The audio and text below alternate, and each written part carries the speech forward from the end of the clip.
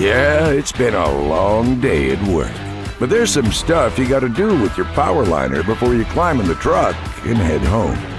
Your PowrLiner sprayer, hose, gun, and filters need to be cleaned thoroughly after daily use. Not doing this will cause paint to build up and seriously mess up the performance of your machine.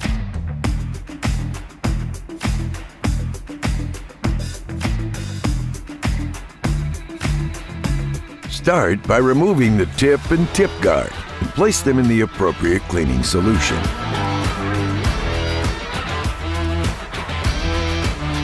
Turn the pressure control knob counterclockwise to its lowest pressure setting. Place the siphon hose into a container of the appropriate solvent. Place the return hose into a metal waste container. Move the prime spray valve to the prime position. Start the engine.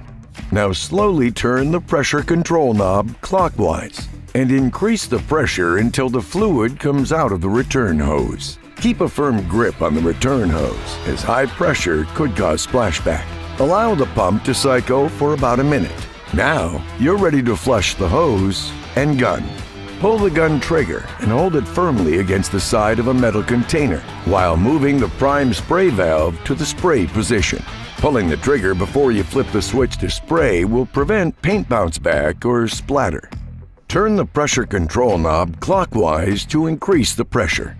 Continue to trigger the gun into the metal waste container until the paint is flushed out of the hose and the cleaning solution coming out of the gun is clean.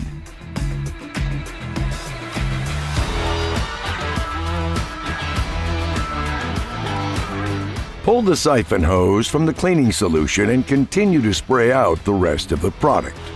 Turn off the engine and move the prime spray valve to the prime position. Oh, and here's a really important tip. Make sure you inspect and clean the rock catcher, manifold filter, outside of the machine, and gun filter in a suitable cleaning solution. Make sure you clean the tip and guard. And if you have a PowrLiner 4500 with optional Smart Arm, be sure to fold it up before rolling it back into your trailer when the workday is done.